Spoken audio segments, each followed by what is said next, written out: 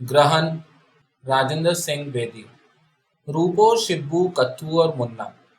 होली ने अषाढ़ी के कायस्थों को 4 बच्चे दिए थे और पांचवा चंद ही महीनों में जनने वाली थी। उसकी आंखों के गिर्द गहरे सियाह हल्के पड़ने लगे, गालों की हड्डियां उभर आईं और गोश्त उनमें पिचक गया। वो होली, जिसे पहले पहल मैया प्यार से चांद रानी कहकर पुकारा करती थी और जिसकी सेहत और सुंदरता का रसीला हासिल था, गिरे हुए पत्ते की तरह जर्द और पजमुर्दा हो चुकी थी। आज रात चांद ग्रहण था। सरे शाम चांद ग्रहण के जुमरे में दाखिल हो जाता है। होली को इजाजत न थी कि वो कोई कपड़ा फाड़ सके। पेट में बच्चे के कान फट जाएंगे। वो सी न सकती थी। मुंह सिला बच्चा पैदा होगा। अपने मायके खत न लिख सकती थी। उसके टेढ़े मेढ़े हुरूफ बच्चे के चेहरे पर लिखे जाएंगे और अपने मायके खत लिखने का उसे बड़ा चाव था। मायके का नाम आते ही उसका तमाम जिस्म एक नामालूम जज्बे से कांप उठता। वो मैके थी तो उसे ससुराल का कितना चाव था, लेकिन अब वो ससुराल से इतनी सेर हो चुकी थी कि वहां से भाग जाना चाहती थी। इस बात का उसने कई मर्तबा तहैया भी किया, लेकिन हर दफा नाकाम रही। उसका मैका आसाड़ी गांव से 25 मील के फासले पर था। समुंदर के किनारे हर फूल बंदर पर शाम के वक्त स्टीमर लॉन्च मिल जाता था और साहिल के साथ साथ 1.5-2 घंटे की मसाफत के बाद उसके मैके गांव के बड़े मंदिर के जंग खुर्दा कलश दिखाई देने लगते।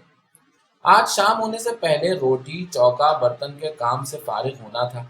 मैया कहती थी ग्रहण से पहले रोटी वगैरह खा लेनी चाहिए, वरना हर हरकत पेट में बच्चे के जिस्मो तकदीर पर असरअंदाज होती है। गोया वो बदजेब फराख नथनों वाली हटीली मैया अपनी बहू हमीदा बानो के पेट से किसी अकबर आजम की मुतवक्का है। 4 बच्चों, 3 मर्दों, 2 औरतों, 4 भैंसों पर मुश्तमिल बड़ा कुंबा और अकेली होली। दोपहर तक तो होली बर्तनों का अंबार साफ करती रही, फिर जानवरों के लिए बनौले, खली और चने भिगोने चली, हत्ता कि उसके कूल्हे दर्द से फटने लगे और बगावत पसंद बच्चा पेट में अपनी बेबजात मगर होली को तड़पा देने वाली हरकतों से एहतजाज करने लगा। होली शिकस्त के एहसास से चौकी पर बैठ गई, लेकिन वो बहुत देर तक चौकी या फर्श पर बैठने के काबिल न थी और फिर मैया के ख्याल के मुताबिक चौड़ी चकली चौकी पर बहुत देर बैठने से बच्चे का सर चपटा हो जाता है। मोंढा हो तो अच्छा है। कभी कभी होली मैया और कायस्थों की आंख बचाकर खाट पर सीधी पड़ जाती और एक शिकमपुर कुतिया की तरह टांगों को अच्छी तरह से फैलाकर जमा ही लेती और फिर उसी वक्त कांपते हुए हाथ से अपने नन्हे से दोजख को सहलाने लगती। ये ख्याल करने से कि वो सीतल की बेटी है, वो अपने आप को रोक न सकती थी।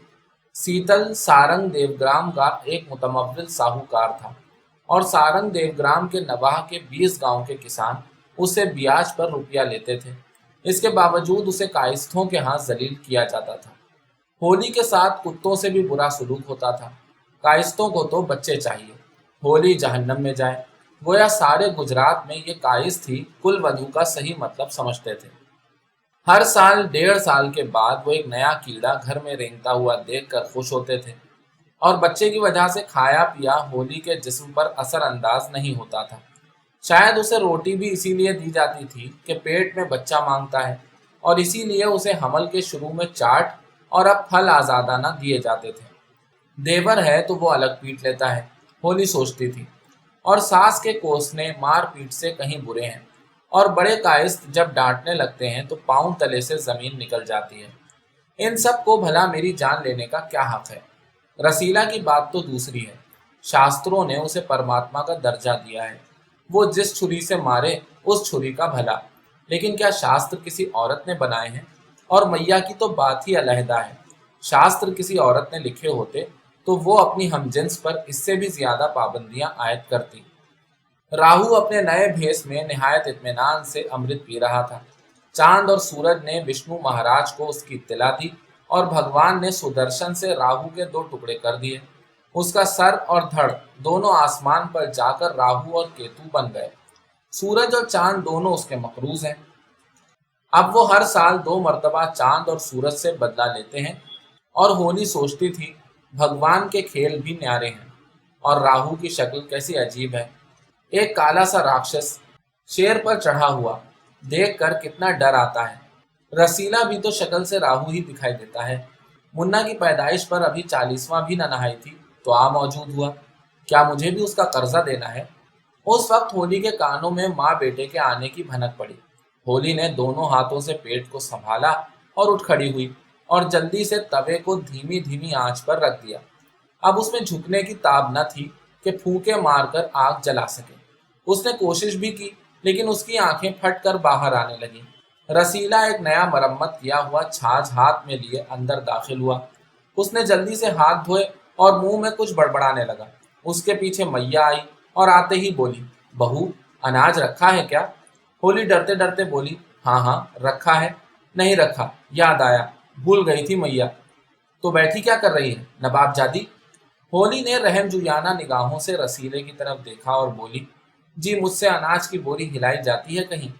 मैया लाजवाब हो गई। और यूं भी उसे होली की निस्बत उसके पेट में बच्चे की ज्यादा परवाह थी। शायद इसीलिए होली की आंखों में आंखें डालते हुए बोली, तूने सुरमा क्यों लगाया है री? रांड, जानती भी है आज गहन है। जो बच्चा अंधा हो जाए तो तेरे ऐसी बेसवा उसे पालने चलेगी? होली चुप हो गई और नजरें जमीन पर गाड़े हुए मुंह में बड़बड़ाती गई। और सब हो जाए, लेकिन रांड की गाली उसकी बर्दाश्त से बाहर थी। उसे बड़बड़ाते देखकर मैया और भी बकती झकती चाबियों का गुच्छा तलाश करने लगी। एक मैले शमादान के करीब सुरमा पीसने का खरल रखा हुआ था। उसमें से चाबियों का गुच्छा निकालकर वो भंडारे की तरफ चली गई। रसीले ने एक पुरहवस निगाह से होली की तरफ देखा। उस वक्त होली अकेली थी। रसीले ने आहिस्ता से आंचल को छुआ। होली ने डरते डरते दामन झटक दिया और अपने देवर को आवाजें देने लगी, गोया दूसरे आदमी की मौजूदगी चाहती है। इस कैफियत में मर्द को ठुकरा देना मामूली बात नहीं होती। रसीला आवाज को चबाते हुए बोला, मैं पूछता हूँ, भला इतनी जल्दी काहे की थी? जल्दी कैसी? रसीला पेट की तरफ इशारा करते हुए बोला, यही, तुम भी तो कुतिया हो कुतिया। होली सहम कर बोली, तो इसमें मेरा क्या कसूर है?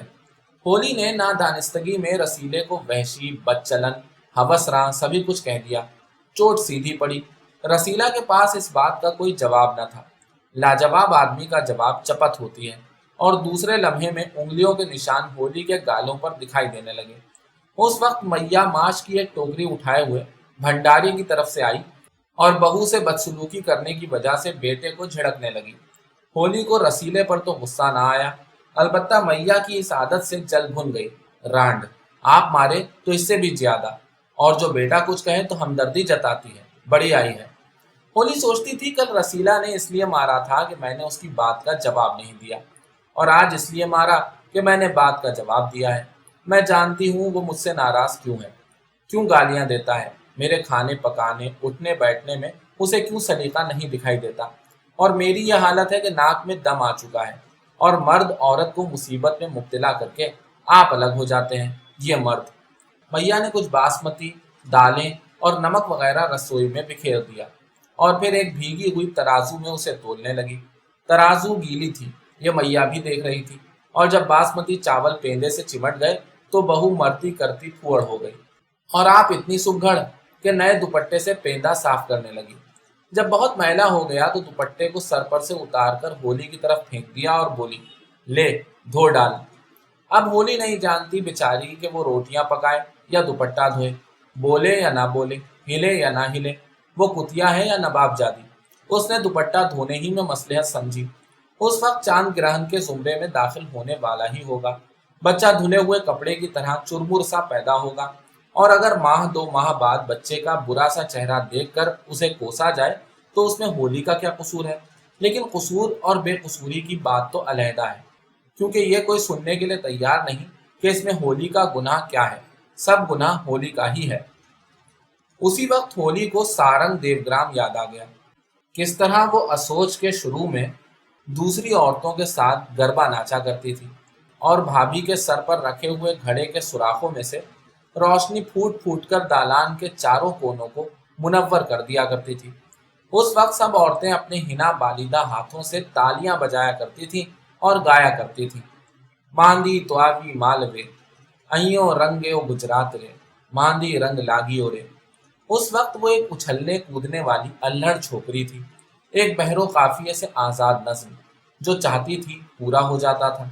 घर में सबसे छोटी थी, نواب جادی تو نہ تھی اور اس کی سہیلیاں، وہ بھی اپنے اپنے قرض خواہوں کے پاس جا چکی ہوں گی۔ سارنگ دیو گرام میں گرہن کے موقع پر جی کھول کر دان پن کیا جاتا ہے۔ عورتیں اکٹھی ہو کر تریویدی گھاٹ پر اسنان کے لیے چلی جاتی ہیں۔ پھول، ناریل، بتاشے سمندر میں بہاتی ہیں۔ پانی کی ایک اچھال منہ کھولے ہوئے آتی ہے اور سب پھول پتوں کو قبول کر لیتی ہے۔ اس وقت کے اسنان سے سب مرد عورتوں کے گناہوں کا کفارہ ہو جاتا ہے، ان گناہوں کا جن کا ارتکاب لوگ گزشتہ سال کرتے رہے ہیں۔ اسنان سے سب پاپ دھل جاتے ہیں، بدن اور روح پاک ہو جاتے ہیں۔ سمندر کی لہر لوگوں کے سب گناہوں کو بہا کر دور، بہت دور، ایک نامعلوم، ناقابل عبور، ناقابل پیمائش سمندر میں لے جاتی ہے۔ ایک سال بعد پھر لوگوں کے بدن گناہوں سے آلودہ ہو جاتے ہیں، پھر گہنا جاتے ہیں، پھر دیا کی ایک لہر آتی ہے اور پھر پاک و صاف۔ جب گرہن شروع ہوتا ہے اور چاند کی نورانی عصمت پر داغ لگ جاتا ہے تو چند لمحات کے لیے چاروں طرف خاموشی اور پھر رام نام کا جاپ شروع ہوتا ہے۔ پھر گھنٹے، ناقوس، شنکھ ایک دم بجنے لگتے ہیں۔ اس شور و غوغا میں اسنان کے بعد سب مرد عورتیں جمگھٹے کی صورت میں گاتے بجاتے ہوئے گاؤں واپس لوٹتے ہیں۔ گرہن کے دوران میں غریب لوگ بازاروں اور گلی کوچوں میں دوڑتے ہیں، لنگڑے بیساکھیاں گھماتے ہوئے اپنی اپنی جھولیاں اور کشکول تھامے پلیگ کے چوہوں کی طرح ایک دوسرے پر گرتے پڑتے بھاگتے چلے جاتے ہیں، کیونکہ راہو اور کیتو نے خوبصورت چاند کو اپنی گرفت میں پوری طرح سے جکڑ لیا ہے۔ نرم دل ہندو دان دیتا ہے تاکہ غریب چاند کو چھوڑ دیا جائے، اور دان لینے کے لیے بھاگنے والے بھکاری چھوڑ دو دان کا وقت ہے، چھوڑ دو کا شور مچاتے ہوئے میلوں کی مسافت طے کر لیتے ہیں۔ چاند گرہن کے زمرے میں آنے ہی والا تھا۔ ہولی نے بچوں کو بڑے کائست کے پاس چھوڑا، ایک میلی کچیلی دھوتی باندھی اور عورتوں کے ساتھ ہر پھول بندر کی طرف اسنان کے لیے چلی۔ اب میاں، رسیلا، بڑا لڑکا شبو اور ہولی سب سمندر کی طرف جا رہے تھے۔ ان کے ہاتھ میں پھول تھے، گجرے تھے اور آم کے پتے تھے، اور بڑی اماں کے ہاتھ میں ردرکش کی مالا کے علاوہ مشک کافور تھا، جسے وہ جلا کر پانی کی لہروں میں بہا دینا چاہتی تھی تاکہ مرنے کے بعد سفر میں اس کا راستہ روشن ہو جائے۔ اور ہولی ڈرتی تھی، کیا اس کے گناہ سمندر کے پانی سے دھل جائیں گے؟ سمندر کے کنارے گھاٹ سے پون میل کے قریب ایک لانچ کھڑا تھا۔ وہ جگہ ہر پھول بندر کا ایک حصہ تھی۔ بندر کے چھوٹے سے ناہموار ساحل اور ایک مختصر سے ڈاک پر کچھ ٹینڈل غروب آفتاب میں روشنی اور اندھیرے کی کشمکش کے خلاف ننھے ننھے بے بضاعت سے خاکے بنا رہے تھے، اور لانچ کے کسی کیبن سے ایک ہلکی سی ٹمٹماتی ہوئی روشنی سیماب دار پانی کی لہروں پر ناچ رہی تھی۔ اس کے بعد ایک چرخی سی گھومتی ہوئی دکھائی دی۔ چند ایک دھندلے سے سائے ایک اژدہا نما رسے کو کھینچنے لگے۔ 8 بجے اسٹیمر لانچ کی آخری سیٹی تھی، پھر وہ سارنگ دیو گرام کی طرف روانہ ہوگا۔ اگر ہولی اس پر سوار ہو جائے تو پھر 1.5-2 گھنٹے میں وہ چاندنی میں نہاتے ہوئے گویا صدیوں سے آشنا کلش دکھائی دینے لگیں گے، اور پھر وہی اماں، کنوار پن اور گربا ناچ۔ ہولی نے ایک نظر سے شبو کی طرف دیکھا۔ شبو حیران تھا کہ اس کی ماں نے اتنی بھیڑ میں جھک کر اس کا منہ کیوں چوما، اور ایک گرم گرم قطرہ کہاں سے اس کے گالوں پر آ پڑا۔ اس نے آگے بڑھ کر رسیلے کی انگلی پکڑ لی۔ اب گھاٹ آ چکا تھا جہاں سے مرد اور عورتیں علیحدہ ہوتی تھیں، ہمیشہ کے لیے نہیں، فقط چند گھنٹوں کے لیے۔ اسی پانی کی گواہی میں وہ اپنے مردوں سے باندھ دی گئی تھی۔ پانی میں بھی کیا پراسرار بعید الفہم طاقت ہے! اور دور سے لانچ کی ٹمٹماتی ہوئی روشنی ہولی تک پہنچ رہی تھی۔ ہولی نے بھاگنا چاہا مگر وہ بھاگ بھی تو نہ سکتی تھی۔ اس نے اپنی ہلکی سی دھوتی کو کس کر باندھا، دھوتی نیچے کی طرف ڈھلک جاتی تھی۔ آدھ گھنٹے میں وہ لانچ کے سامنے کھڑی تھی۔ لانچ کے سامنے نہیں، سارنگ دیو گرام کے سامنے۔ وہ کلش، مندر کے گھنٹے، لانچ کی سیٹی، اور ہولی کو یاد آیا کہ اس کے پاس تو ٹکٹ کے لیے بھی پیسے نہیں ہیں۔ وہ کچھ عرصے تک لانچ کے کونے میں بدحواس ہو کر بیٹھی رہی۔ 7:45 کے قریب ایک ٹینڈل آیا اور ہولی سے ٹکٹ مانگنے لگا۔ ٹکٹ نہ پانے پر وہ خاموشی سے وہاں سے ٹل گیا۔ کچھ دیر بعد ملازموں کی سرگوشیاں سنائی دینے لگی، پھر اندھیرے میں خفیف سے ہنسنے اور باتیں کرنے کی آوازیں آنے لگی۔ کوئی لفظ ہولی کے کان میں بھی پڑ جاتا، مرغی، دولے، چابیاں میرے پاس ہیں، پانی زیادہ ہوگا۔ اس کے بعد چند وحشیانہ قہقہے بلند ہوئے اور کچھ دیر بعد 3-4 آدمی ہولی کو لانچ کے ایک تاریک کونے کی طرف دھکیلنے لگے۔ اسی وقت آبکاری کا ایک سپاہی لانچ میں وارد ہوا۔ عین جبکہ دنیا ہولی کی آنکھوں میں تاریک ہو رہی تھی، ہولی کو امید کی ایک شعاع دکھائی دی۔ وہ سپاہی سارنگ دیو گرام کا ہی ایک چھوکرا تھا۔ اور میکے کے رشتے سے بھائی تھا۔ 6 سال ہوئے وہ بڑی امنگوں کے ساتھ گاؤں سے باہر نکلا تھا اور سابرمتی پھاند کر کسی نامعلوم دیس کو چلا گیا تھا۔ کبھی کبھی مصیبت کے وقت انسان کے حواس بجا ہو جاتے ہیں۔ ہولی نے سپاہی کو آواز سے ہی پہچان لیا اور کچھ دلیری سے بولی، کتھو رام۔ کتھو رام نے بھی سیتل کی چھوکری کی آواز پہچان لی۔ بچپن میں وہ اس کے ساتھ کھیلا تھا۔ کتھو رام بولا، ہولے۔ ہولی یقین سے معمور مگر بھررائی ہوئی آواز میں بولی، کتھو بھیا، مجھے سارنگ دیوگرام پہنچا دو۔ کتھو قریب آیا، ایک ٹینڈل کو گھورتے ہوئے بولا، سارنگ دیو جاؤ گی ہولے؟ اور پھر سامنے کھڑے ہوئے آدمی سے مخاطب ہوتے ہوئے بولا، تم نے اسے یہاں کیوں رکھا ہے بھائی؟ ٹینڈل جو سب سے قریب تھا بولا، بیچاری کوئی دکھیا ہے، اس کے پاس تو ٹکٹ کے بھی پیسے نہیں تھے، ہم سوچ رہے تھے ہم اس کی کیا مدد کر سکتے ہیں۔ کتھو رام نے ہولی کو ساتھ لیا اور لانچ سے نیچے اتر آیا۔ ڈاک پر قدم رکھتے ہوئے بولا، ہولے، کیا تم اساڑھی سے بھاگ آئی ہو؟ ہاں، یہ شریف جادیوں کا کام ہے۔ اور جو میں کائستوں کو خبر کر دوں تو؟ ہولی ڈر سے کانپنے لگی۔ وہ نہ تو نواب جادی تھی اور نہ شریف جادی۔ اس جگہ اور ایسی حالت میں وہ کتھو رام کو کچھ کہہ بھی تو نہ سکتی تھی۔ وہ اپنی کمزوری کو محسوس کرتی ہوئی خاموشی سے سمندر کی لہروں کے تلاطم کی آوازیں سننے لگی۔ پھر اس کے سامنے لانچ کے رسے ڈھیلے کیے گئے، ایک ہلکی سی وسل ہوئی اور ہولے ہولے سارنگ دیوگرام ہولی کی نظروں سے اوجھل ہو گیا۔ اس نے ایک دفعہ پیچھے کی جانب دیکھا۔ لانچ کی ہلکی سی روشنی میں اسے جھاگ کی ایک لمبی سی لکیر لانچ کا پیچھا کرتی ہوئی دکھائی دی۔ کتھو رام بولا، ڈرو نہیں ہولے، میں تمہاری ہر ممکن مدد کروں گا۔ یہاں سے کچھ دور ناؤ پڑتی ہے، پاؤ پھٹے لے چلوں گا، یوں گھبراؤ نہیں، رات کی رات سرائے میں آرام کر لو۔ کتھو رام ہولی کو سرائے میں لے گیا۔ سرائے کا مالک بڑی حیرت سے کتھو رام اور اس کے ساتھی کو دیکھتا رہا۔ آخر جب وہ نہ رہ سکا تو اس نے کتھو رام سے نہایت آہستہ آواز میں پوچھا، یہ کون ہے؟ کتھو رام نے آہستہ سے جواب دیا، میری پتنی ہے۔ ہولی کی آنکھیں پتھرانے لگیں۔ ایک دفعہ اس نے اپنے پیٹ کو سہارا دیا اور دیوار کا سہارا لے کر بیٹھ گئی۔ کتھو رام نے سرائے میں ایک کمرہ کرائے پر لیا۔ ہولی نے ڈرتے ڈرتے اس کمرے میں قدم رکھا۔ کچھ دیر بعد کتھو رام اندر آیا تو اس کے منہ سے شراب کی بو آ رہی تھی۔ سمندر کی ایک بڑی بھاری اچھال آئی۔ سب پھول، بتاشے، آم کی ٹہنیاں، گجرے اور جلتا ہوا مشک کافور بہا کر لے گئی۔ اس کے ساتھ ہی انسان کے محیط ترین گناہ بھی لیتی گئی، دور، بہت دور، ایک نامعلوم، ناقابل عبور، ناقابل پیمائش سمندر کی طرف، جہاں تاریکی ہی تاریکی تھی۔ پھر شنکھ بجنے لگے۔ اس وقت سرائے میں سے کوئی عورت نکل کر بھاگی، سرپٹ بکٹٹ۔ وہ گرتی تھی، بھاگتی تھی، پیٹ پکڑ کر بیٹھ جاتی، ہانپتی اور دوڑنے لگتی۔ اس وقت آسمان پر چاند پورا گہنا چکا تھا۔ راہو اور کیتو نے جی بھر کر قرضہ وصول کیا تھا۔ دو دھندلے سے سائے اس عورت کی مدد کے لیے سراسیما ادھر ادھر دوڑ رہے تھے۔ چاروں طرف اندھیرا ہی اندھیرا تھا اور دور اساڑھی سے ہلکی ہلکی آوازیں آ رہی تھیں، دان کا وقت ہے، چھوڑ دو چھوڑ دو چھوڑ دو۔ ہر پھول بندر سے آواز آئی، پکڑ لو پکڑ لو پکڑ لو، چھوڑ دو، دان کا وقت ہے، پکڑ لو، چھوڑ دو۔